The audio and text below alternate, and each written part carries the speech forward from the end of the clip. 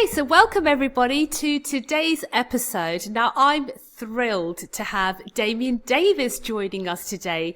Now, Damien has something very exciting to share with everybody today. I don't know, you've probably seen on LinkedIn already, but now he is the new ServiceNow Director of Impact Advocacy at ServiceNow, which is very exciting. So congratulations, Damien. Thank you. In his new role, he will be focusing on advancing ServiceNow's mission through impactful advocacy, championing the adoption of cutting-edge technologies like chatbots, machine learning, and analytics to enhance customer experiences and operational efficiency. So, Damien, a huge welcome to you. Thank you for coming on today. Thank you for having me.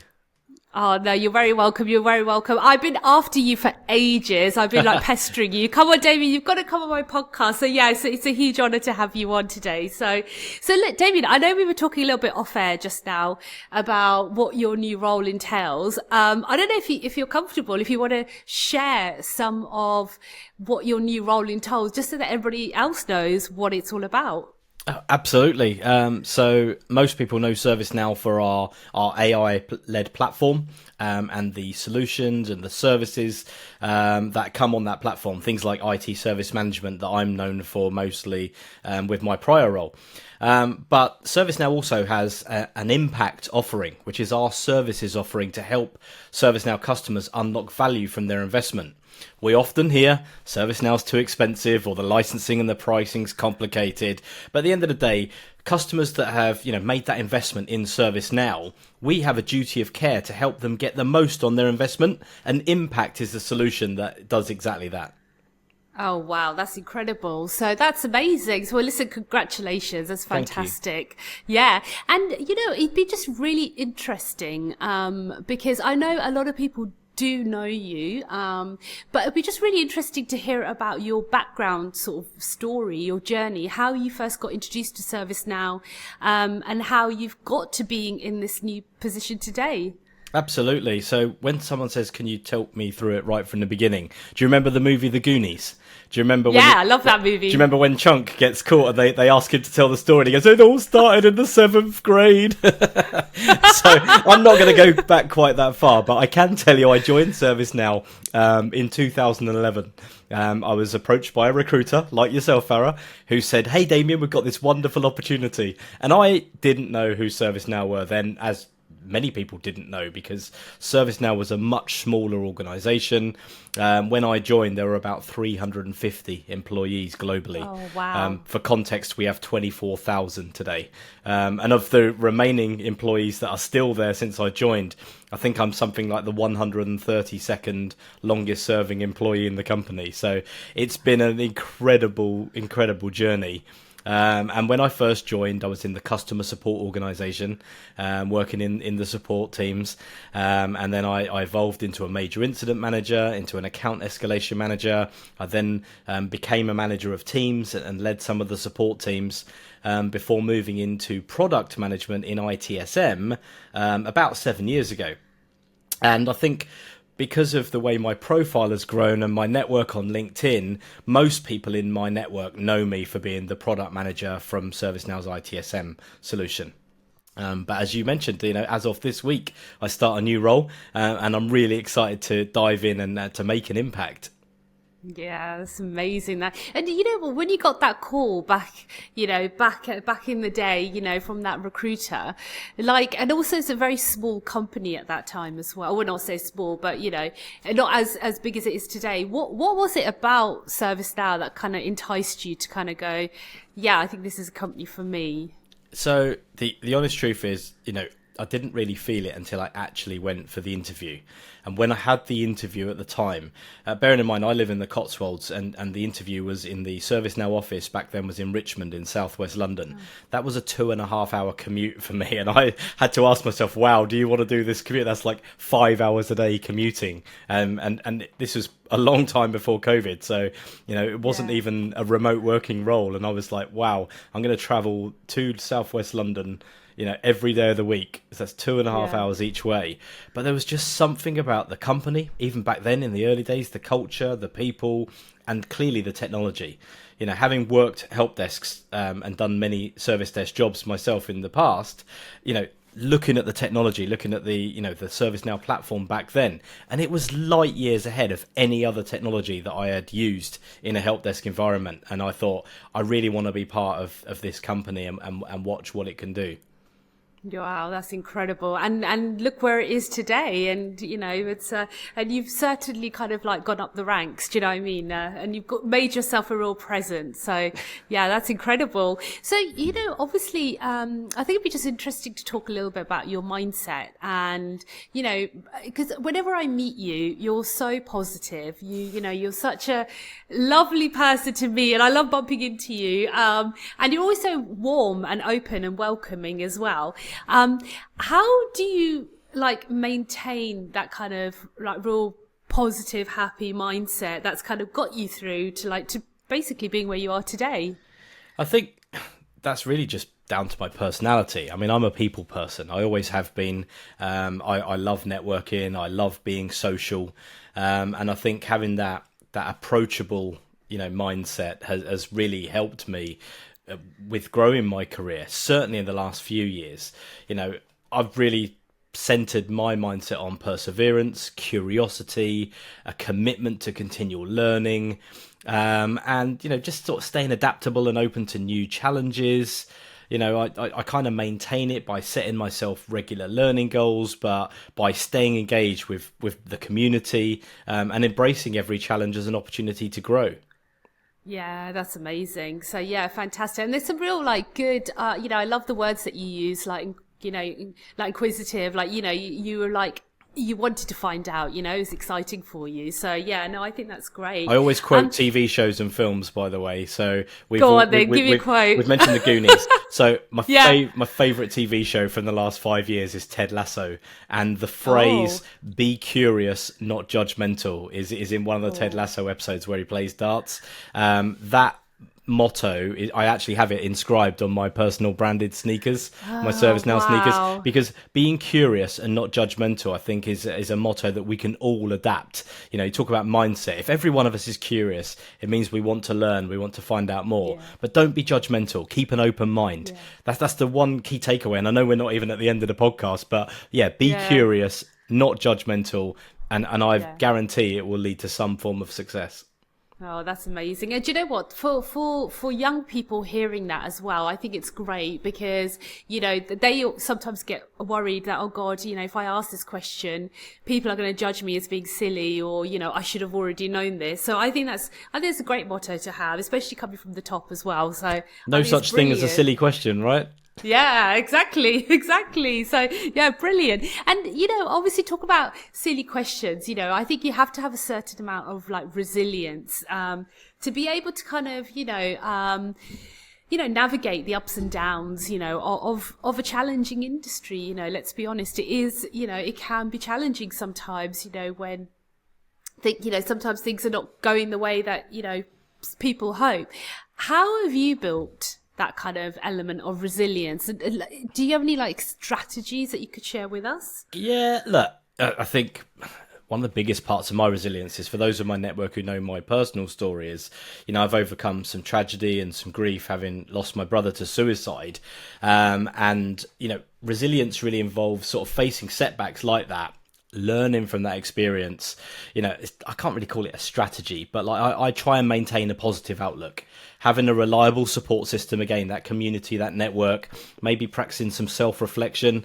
That helps me to understand and overcome those challenges. Now, I've talked about quite an extreme example, but you could even apply that same methodology or a strategy to something in the workplace. In fact, actually, last week, something trivial, I spilt a cup of espresso, right? It went everywhere. There's literally that brown liquid across the entire worktop and the floor of my kitchen. It took me about half an hour to mop it all up, and I was like, damn, Damien, behind the scenes, people on LinkedIn, they want to see happy, positive energy, Damien, not fed up Damien who's peed off because he spilt a bloody espresso. So trying to maintain that positive outlook can sometimes be challenging, but I think, look, if we wear a smile you smile on the outside, but it kind of shines through. So what you see is what you get.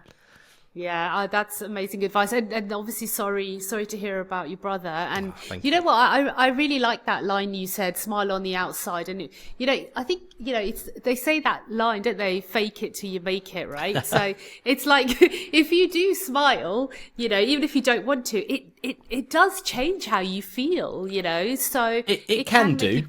I'm a big advocate of, promoting mental health, accepting that it's okay to not be okay. We can't all smile all the time. We can't be positive all the time. I think I'm positive 99% of the time.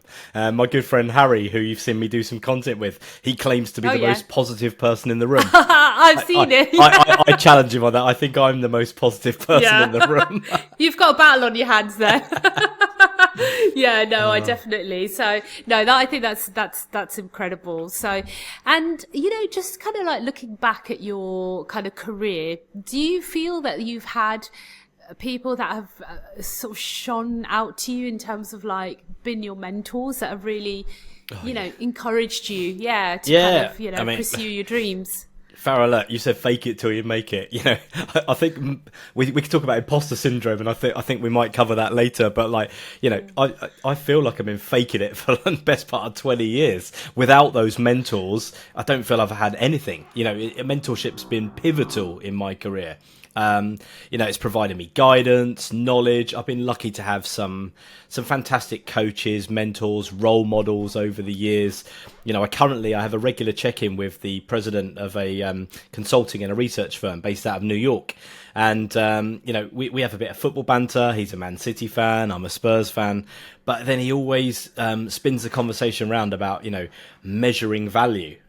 Which is kind of why the impact role is such a good fit. But he's been coaching me for the last few years and almost giving me actionable steps that I can take away from those mentoring sessions, that I can put into practice some of the techniques that I've learned through these coaching sessions. And, if I follow up on those, I feel like I'm actually progressing.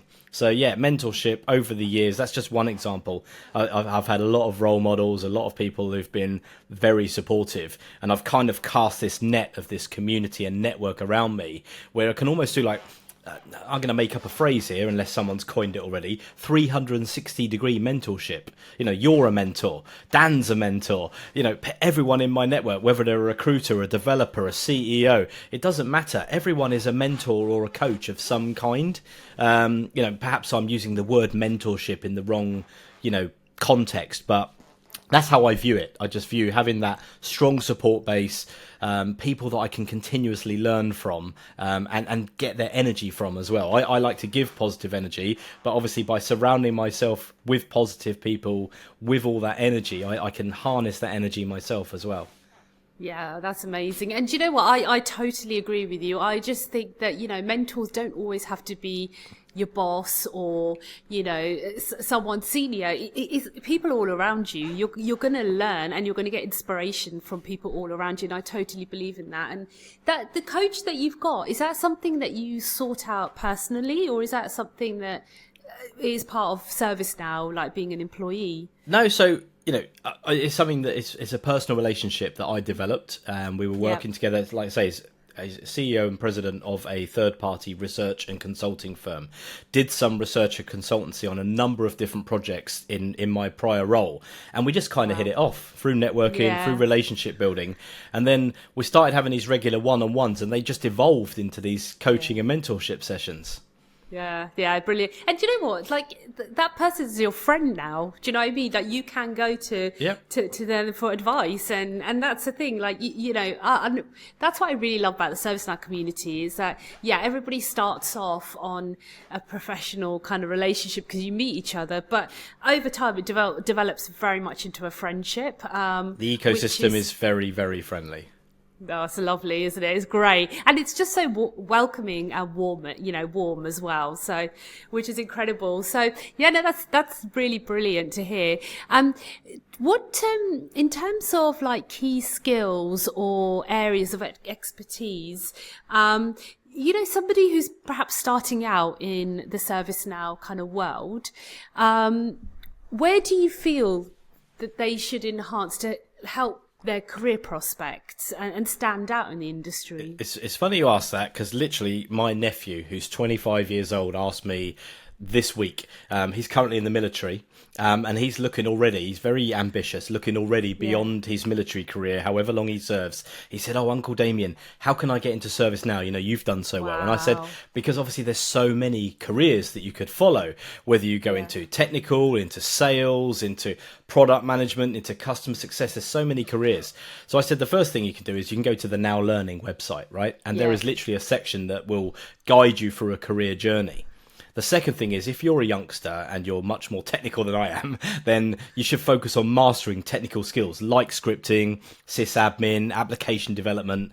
For someone like me, soft skills, very important. Problem solving, communication, project management. So stay up to date with the latest platform features, market trends. That can help stand out. And obviously networking as well. I'm a massive fan of networking. But I think, Now Learning provides a lot of the fundamentals for people to get started.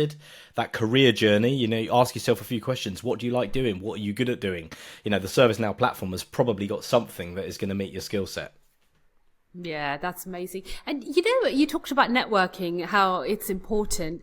What about for people that don't have the confidence to kind of just reach out to someone? Like what are there any ways that they can reach out? Do you know what I mean? Do you know what I'm trying to ask? It's like, how can someone, you have to ask he's a yourself. bit introvert. There was, again, another good friend from one of our partners, Adam Godfrey at Glidefast. He always posts these interesting little things on LinkedIn, and there was one he posted a while back, and it said it was like a graphic, and it said, do you want to do it or are you scared? And then it's like a flow chart. And it said, do it, and then if you're scared, it says, do it even if you're scared. So it's like Nike, right? Nike's just do it. Like, if you're scared, you don't have the confidence, go for it anyway. What have you got to lose? That's my positive attitude, is you got nothing to lose.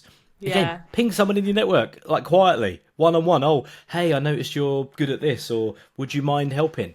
Most people don't mind being asked for help, right? Yeah, of course, we're all busy.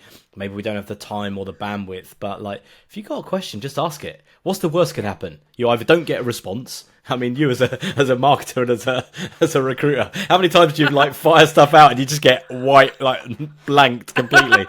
Again, but never give up. Being in sales, being in recruiting, you're probably toughened up to being ignored, right? So, But even if you're not of that mindset, just ask the question. Worst thing, you either get ignored or you get a response you don't like. But if you don't ask the question, you'll never know the answer. You'll never know. I love that. That's amazing. And you know what? It is true. It's just a case of, just do it, And the thing is, it doesn't matter. If you get ignored, well, it doesn't matter, but it's definitely worth asking. So I think that's incredible. Yeah. So that's good. So in terms of ServiceNow, obviously it changes. It's rapidly evolving. There's new features coming out all the time. There's AI now. AI what? Sorry? And there's AI. AI? How did we get this far into the conversation without talking about AI? I know. So how can young people stay up to date, with what's happening in ServiceNow? Follow the release notes, docs, all of the online resources, participate in community forum, the ServiceNow community, attend webinars, engaging continuous learning through, courses. I mentioned Now Learning. You could do certification, networking. I've said that many times with industry peers, with people in your industry, right? Through the snug. I think at the time we record this, there's a snug next week. ServiceNow user group. Join your local snug. Join the special interest groups. Join the community. Go to conferences and events, ServiceNow Knowledge in Vegas or the World Forums or the Summits. Yeah. Go and meet people. I've met many ServiceNow customers that I've not worked with directly in my role, but we've networked through these events. And then gradually, asking questions and just again, be curious, ask questions. That's a good way to stay up to date. Yeah, definitely. And I definitely agree in attending like the events. I met so many people in knowledge and they said, oh, our company wouldn't fund us like to come out to Vegas. So I've taken annual leave. I bought my own plane ticket and I bought my own conference ticket. And I was really That's impressed. I impressive. was like, But then wow. I've been a big fan of, not everyone has the means to do that, right? But if you do, what an investment in your career. Yeah. Anyone who's done that, let's say they funded the knowledge ticket, the plane flights, the hotels, Yeah. all of the gambling money in the casinos. You could edit that out, Jake. But like, if you've made that investment out of your own expense, you're investing in yourself, in your career. Yeah. And like I say, not everyone has the means to do that, but if you've done that, I really hope you get the ROI on that. Well done to those people. No, absolutely. And I was like really blown away as well. I was really wowed as well. So, no, it's incredible. And, just kind of, I know we sort of touched upon it a little bit earlier about imposter syndrome. And obviously, you come, from, your image is someone who's really happy, positive, loves what they do. But, how have you kind of managed to overcome, feelings of insecurity throughout your career? Well, through my, because I'm so handsome and incredibly good looking, it just helped. No, I'm joking, obviously. Look, managing self-doubt involves, firstly, humour. Yes. Recognising and accepting the feelings as part of your growth process, right? I try and focus on what I've accomplished. Again, I've had an incredibly strong support network, mentors, coaches. I pinch myself sometimes. I get so lucky. Right place, right time. I joined ServiceNow pre-IPO when it was a small company. The company went through this explosive growth. I got lucky. Then people remind me and say, no, Damien, you didn't get lucky. You worked really hard. And I'm like, okay, thank you. It's always nice when other people say that because I don't want to say it myself. Because ServiceNow has this philosophy of hungry but humble. And trying to balance that humility with that ambition together, that can sometimes be challenging. Sometimes I'm like a kid in a sweet shop, right? I'm so excited and enthusiastic. I hope it doesn't come across as arrogance. It's never meant to. It's just this like child in me that's just so excited. That kind of helps me get over the imposter syndrome because I'm thinking like, if I'm not feeling like an imposter, I'm probably in the comfort zone. And if I'm in the comfort zone, I'm not going to be doing my best work. So actually challenge yourself. Be in a room with professionals that are smarter than you. I've talked before on other podcasts about leadership books that I've read, like Dr. Liz Wiseman, Multipliers. Make sure that other people are smarter than you. Multiply them, amplify them. That way you'll never feel like an imposter because you're radiating and energizing others around you. And then we're all, doing smart things. No one of us is as smart as all of us. Bill McDermott, CEO of ServiceNow, he says that regularly. I've waffled a bit, but imposter syndrome, you get it every now and then. I think it's okay to get it every now and then. It keeps us on our toes. Yeah, no, I agree, definitely. And talking about Bill, have you met Bill? Have you? I've met Bill a few times, yes. Oh. I have a few selfies, sometimes they come up to me and say, hey, Damien, do you mind if I get another selfie? That's amazing. I love that. So, Bill's great, and Nick Titson, he's amazing too. So yeah, wow. This is another thing about approachable leadership. Like the ServiceNow leadership team, Bill, Nick, Gina, our CFO. I could name drop all of them, right? They're all approachable. They're human beings, right?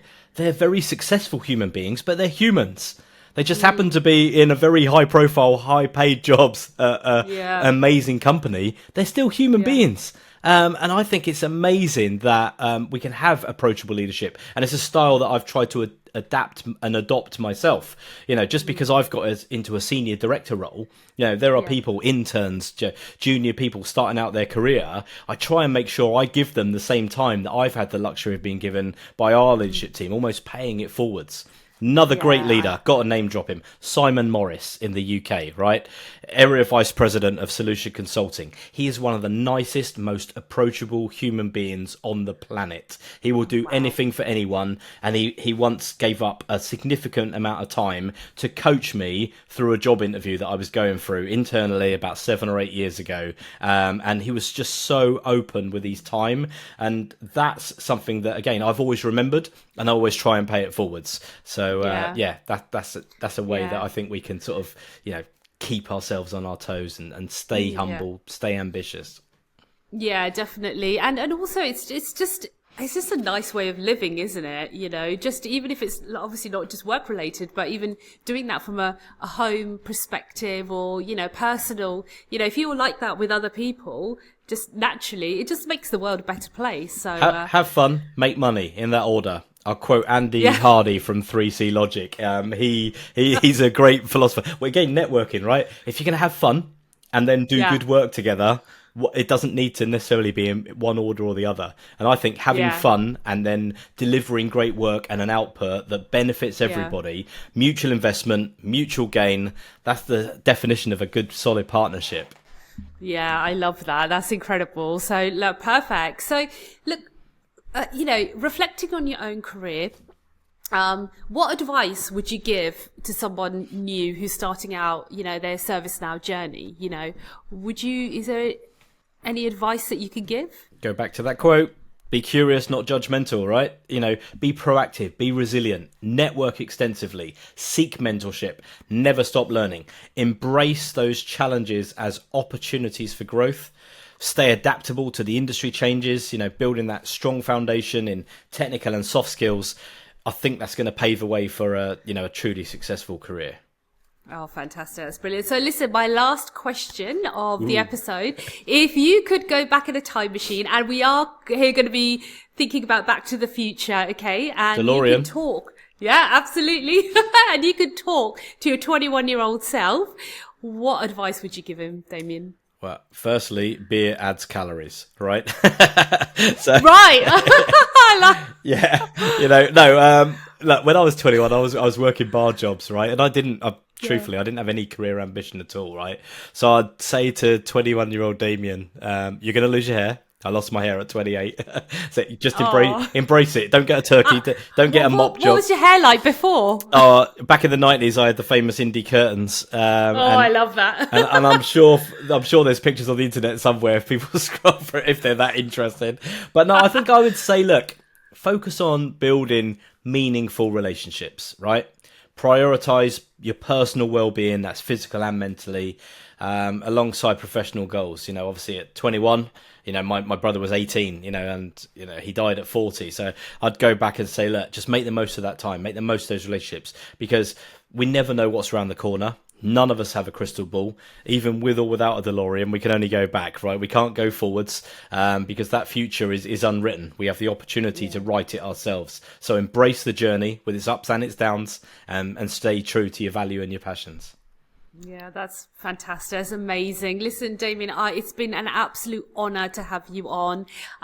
You know, I was so excited to have you on, and honestly, you have not disappointed. So thank you so much. Thank you for having me. Thank you. That's all right. No worries. And honestly, I wish you all the best of luck in your new role. Thank you so much.